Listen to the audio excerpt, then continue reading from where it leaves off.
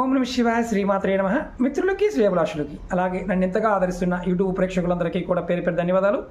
మిత్రులారా, మీ అందరికీ పరాదేవత ఎల్లవెల్లలా మీతో ఉండి మీ మనోవాంఛ నెరవేర్చాలని మనస్ఫూర్తిగా కోరుకుంటున్నాను. ఈరోజు మనం ఒక అద్భుతమైన తాంత్రిక ఉపాయం తెలుసుకుందాం. ఎవరైతే ఎన్ని పూజలు చేసినా ఫలితం రావడం లేదు అనేవారు, అలాగే మాకు కులదైవానికి సంబంధించిన దోషాలు ఉన్నాయండి, కులదైవ శాపాలు ఉన్నాయని జ్యోతిష్ చెప్పారండి అనేవారు, మా ఇంటి వాస్తు బాగోలేదు, మేము అద్దింట్లో ఉంటున్నాము, మాకు కలిసి రావడం లేదు అనేవారు ఈ ఉపాయాన్ని ఖచ్చితంగా ప్రయత్నించేయండి. అలాగే కొంతమంది ఇంట్లో పూజా మందిరాలు ఏర్పాటు చేసుకుంటారు. అంటే దేవుడు గుడి అంటాం. చిన్నవాళ్ళైనా పెద్దవాళ్ళైనా కొంతమంది పెద్దగానే కట్టుకుంటారు. దాంట్లో విగ్రహాలు పెడుతూ ఉంటారు, పటాలు పెడుతూ ఉంటారు, యంత్రాలు పెడుతూ ఉంటారు, రకరకాల తాంత్రిక వస్తువులు కూడా పెట్టి ఆరాధిస్తూ ఉంటారు. ఎంత చేసినప్పటికీ కూడా పని అనేది అవ్వదు, అంటే విజయాలు సాధించలేరు. దానికి కారణం చాలామందికి తెలియకపోవడం కారణం ఏంటంటే ఆ ఇంటికి ఉన్న శక్తిని వారు వినియోగించుకోకపోవడం. అంటే అసలు ఇంటికి సంబంధించి ఎక్కడ దేవతా శక్తి ఉంటుంది, మనం పని మీద వెళ్తున్నప్పుడు ఎక్కడ ఆరాధించాలి, ఎలా చేయాలి, ఏ విధంగా చేస్తే ఫలితం వస్తుందో ఈ వీడియోలో చెప్తాను మీకు నేను.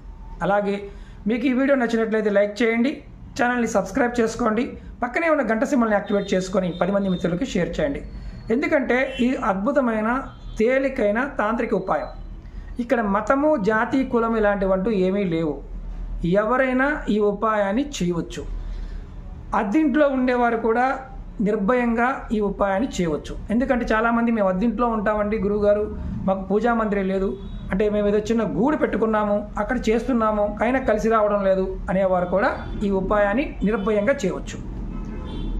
మనం ఇల్లు కట్టినప్పుడు అంటే చాలామంది ఏంటంటే ఇంటికి ఒక సపరేట్గా ఒక దేవత పెట్టుకోవడానికి ఒక బల్ల కావచ్చు, ఒక రూమ్ కావచ్చు కట్టుకుంటూ ఉంటారు.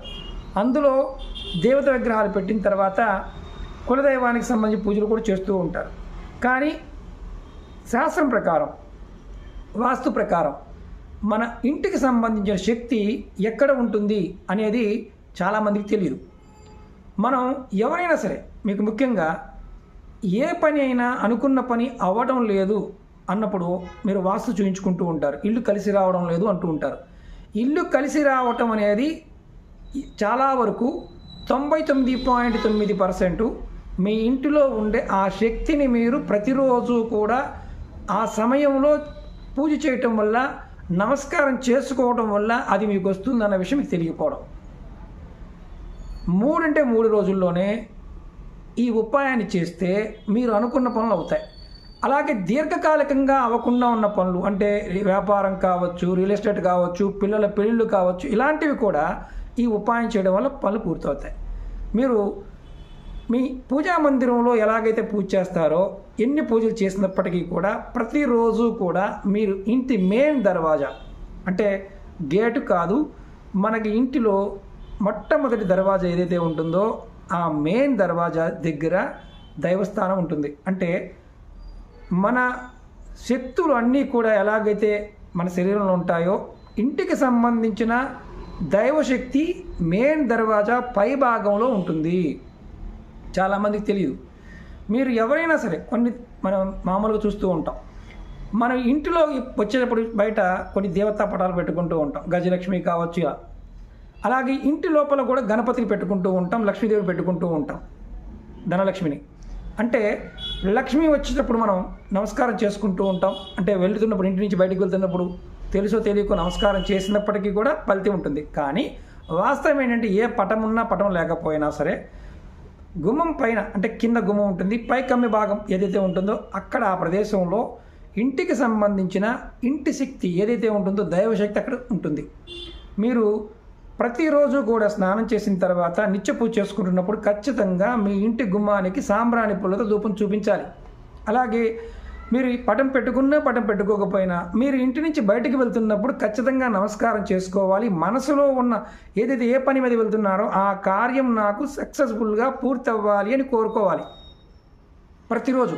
ఇది అద్దింట్లో ఉన్న ఆ పని చేయాలి. అలాగే ఇంటి లోపల నుంచి మీరు బయటికి వెళ్తున్నప్పుడు ఈ పని చేయాలి. అలాగే మీరు బయట నుంచి ఇంటిలోకి వస్తున్నప్పుడు కూడా మీ మనసులో గుమ్మం పైభాగం చూసి నేను ఏదైతే ఈ ఇంట్లో నేను ప్రవేశిస్తున్నాను కాబట్టి నాకు మనశ్శాంతి, కుటుంబ శాంతి, కుటుంబంలో ఎటువంటి గొడవలు లేకుండా ఉండాలి, అష్టైశ్వర్య భోగభాగ్యాలు కలగాలి, నాకు ఈ ఇల్లు నాకు వృద్ధి కలగాలి అని కోరుకోవాలి. ఇలా మీరు ప్రతిరోజు చేస్తూ ఉంటే మీ జీవితంలో మీరు ఎదుర్కొనే అనేక రకాల సమస్యల నుండి మీరు బయటపడతారు. ఖచ్చితంగా 3 అంటే 3 రోజులు మీరు ప్రయత్నపూర్వకంగా ఏదైనా పని మీద వెళ్తున్నప్పుడు, ఇంటి నుంచి బయటకు వెళ్తున్నప్పుడు కూడా మీరు ఆ పైన ఉన్న గుమ్మానికి, పటాలు లేకపోయినా పర్వాలేదు, గుమ్మానికి నమస్కారం చేసుకొని నేను వెళ్తున్న పని ఖచ్చితంగా దిగ్విజయంగా పూర్తి కావాలి, సక్సెస్ఫుల్గా నేను ఆ పని కంప్లీట్ చేయాలి అని కోరుకుని వెళ్ళొచ్చు. విద్యార్థులు చేయవచ్చు. ఎందుకంటే మన ఇంటిలో దైవస్థానం ఈశాన్య భాగంలో ఉంటుంది. మనం చాలామంది అక్కడే పూజ చేస్తూ ఉంటాం. మన ఇంటికి సంబంధించిన బలం అనేది గుమ్మం పైన మాత్రమే ఉంటుంది. ఇది గమనించాల్సిన విషయం. మీకు ఇప్పుడు అనుమానం ఉంటుంది, నా ఇంటికి 4 దర్వాజాలు ఉన్నాయి గురువు గారు, అంటే తూర్పు వైపు ఒకటి ఉంది, ఉత్తరం వైపు ఉంది, పడమర వైపు ఉంది, నేను ఒక్కొక్కసారి ఒక్కొక్క గుమ్మం దగ్గరికి వెళ్తూ ఉంటాను, అప్పుడు ఎలా అని అడుగుతారు. మీరు చేయవలసింది ఏంటంటే, మీరు ఏ గుమ్మం దగ్గరికి వెళ్ళినా మెయిన్ దర్వాజా మీ ఇంటికి మొట్టమొదటిగా ఆ ఇంటికి గృహప్రవేశం చేసినప్పుడు ఒక దర్వాజా పెడతారు ఇంటి నుంచి బయటికి వెళ్ళడానికి. ఆ దర్వాజా దగ్గర నమస్కారం చేసుకోవాలి పై భాగాన్ని చూసి. ఇది నెంబర్ 1 పాయింట్. మరి మాకు షాపులు గురువు గారు మాకు షట్టరే ఉంది, మరి మా పరిస్థితి ఏంటి? షట్టర్లకి ఇది వర్తించదు. ఓన్లీ గుమ్మం పెట్టినప్పుడు మాత్రమే, అది కూడా చెక్కతో చేసిన గుమ్మాలకి మాత్రమే వర్తిస్తుంది. ఇప్పుడు సిమెంట్ గుమ్మాలు పెట్టాం గురువు గారు, మరి మా పరిస్థితి ఏంటి? ఇది కూడా క్వశ్చన్ ఉంటుంది. మీరు మామూలుగా ఆ భాగం నుంచి వెళ్తున్నప్పుడు నమస్కారం చేసుకుని వెళ్ళటం. అలాగే గుమ్మం కింద భాగంలో ఏదైతే కమ్మి ఉంటుందో దానికి ఖచ్చితంగా వారానికి ఒక్కసారన్నా పసుపుని రాయటం లాంటిది చేయాలి. సిమెంట్ గుమ్మం అయినప్పటికీ అక్కడ కూడా నమస్కారం చేసుకోవచ్చు. 3వ పాయింట్ ఏంటంటే, ఇంకొక అనుమానం ఏంటంటే, అద్దె ఇంట్లో ఉంటున్నాం కాబట్టి ఇది మాకు సరైన దారి లేదు, అప్పుడు కూడా చేయవచ్చా? మీరు ఇంటి నుంచి బయటికి వెళ్ళి ఏదైతే ముఖద్వారం ఉంటుందో, తలుపు ఉంటుందో దాని పైభాగంలో చూసి నమస్కారం చేసుకోండి. ఇంట్లోకి వచ్చేటప్పుడు కూడా అలాగే చేయండి. ఖచ్చితంగా 3 అంటే 3 రోజుల్లోనే మీరు ఏదైతే అనుకుంటారో ఆ సమస్త కోరికలు తీరడానికి అవకాశం ఉంటుంది. అలాగే దీర్ఘకాలికంగా అవని పనులు ఏదైనా సరే ఖచ్చితంగా 16 వారాలు చేస్తే, అంటే ఇప్పుడు రెగ్యులర్గా 16 వారాలు అంటే మనకి ఒక 4 నెలలు 5 నెలలు సమయం మీరు రెగ్యులర్గా చేస్తూ ఉన్న చాలా సంవత్సరాల నుంచి పెండింగ్లో ఉన్న పనులు కూడా అవుతాయి. అంటే ఉదాహరణకి పొలాలు, స్థలాలు, ఇల్లు, ఇలాంటి గొడవలు ఇలాంటివి కూడా ఏదన్నా ఉన్న కొన్ని సంవత్సరాల నుంచి తీరనివి కూడా తీరిపోతాయి.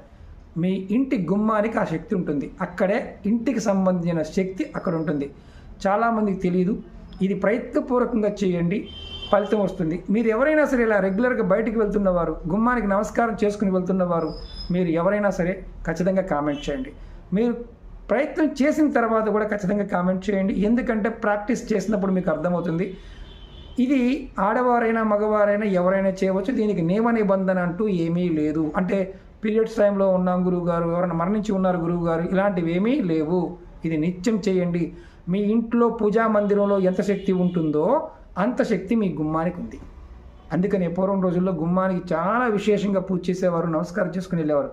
అలా చేసేవారు ఎవరైనా ఉంటే ఖచ్చితంగా కామెంట్ చేయండి. అలాగే మీకు ఈ వీడియో నచ్చినట్లయితే లైక్ చేయండి, ఛానల్ సబ్స్క్రైబ్ చేసుకోండి, పక్కనే ఉన్న గంట సింబల్ని యాక్టివేట్ చేసుకొని 10 మంది మిత్రులకి షేర్ చేయండి. చాలామంది మిత్రులు అడుగుతున్నారు గురువు గారు మీ అపాయింట్మెంట్ కావాలని. వీడియో డిస్క్రిప్షన్లో నెంబర్ ఉంది, మీరు కాంటాక్ట్ చేయవచ్చు. అలాగే తాంత్రిక వస్తువులు పాయింట్ ఆఫ్ వ్యూలో కూడా ఇంద్రజాల హజోడి లాంటివి కూడా మీకు ఆ నెంబర్కి కాంటాక్ట్ చేస్తే వాళ్ళు చెప్తారు, డీటెయిల్స్ చెప్తారు. మీరు ఎవరైనా సరే ప్రయత్నపూర్వకంగా ఈ ఉపాయాలని ప్రయత్నించేయండి. నమ్మకం లేనివారు, అంటే నాకు నమ్మకం లేదు ఇవన్నీ జరగవు అనుకునేవారు పొరపాటును కూడా ప్రయత్నం చేయమాకండి. అలాగే ముఖ్యంగా ఇంకొకటి ఏంటంటే, ఏ ఉపాయం చేస్తున్నప్పుడైనా సరే మీకు సమయము, సందర్భము, అంటే ఇది ఏ టైం అయినా చేయవచ్చు, ఈ ఉపాయానికి ఎటువంటి నియమ నిబంధన లేదు అని చెప్పాను. అది మీరు ఎప్పుడు బయటికి వెళ్తున్నా, ఏ పని మీద బయటికి వెళ్తున్నా ఖచ్చితంగా నమస్కారం చేయాలి. దీనివల్ల కలిగే లాభం, ఇంకొక లాభం ఏంటంటే, మీ కులదైవానికి సంబంధించిన, అంటే మీ కులదైవం తెలియకపోయినా, మీ ఇంటి దైవం తెలియకపోయినా, మీరు ఆ ప్రదేశంలో ఆ దేవత ఉంటుంది కాబట్టి నమస్కారం చేసుకుని వెళ్ళటం వల్ల ఫలితం ఉంటుంది. అలాగే ఎవరైనా సరే ఒట్టి గుమ్మమే ఉంది గురువుగారు అనేవారు, గుమ్మం లోపల పైభాగంలో మీరు లక్ష్మి అంటే గజలక్ష్మి బొమ్మ పెట్టుకోవచ్చు, లేదా రాముల వారి పట్టాభిషేక పటాన్ని కూడా మీరు పెట్టుకోవచ్చు. మీరు వెళ్తున్నప్పుడు అలా చెప్పి వెళ్ళినా సరే ఫలితం అనేది ఖచ్చితంగా వస్తుంది. వేరే మతాల వాళ్ళు ఏమీ లేకపోయినా గుమ్మానికి నమస్కారం చేసుకొని మీ కోరిక చెప్పుకొని వెళ్ళండి, ఖచ్చితమైన ఫలితం పొందుతారు. ఎందుకంటే ఇది అనుభవపూర్వకంగా చాలామంది ప్రయత్నం చేస్తూ ఉంటారు. వారి యొక్క అనుభవంలో కూడా ఇవి జరుగుతూ ఉంటాయి. పెద్దవాళ్ళని అడగండి, వాళ్ళు చెప్తూ ఉంటారు. ఓకే మిత్రులారా, ఓం నమః శివాయ, శ్రీమాత్రే నమః.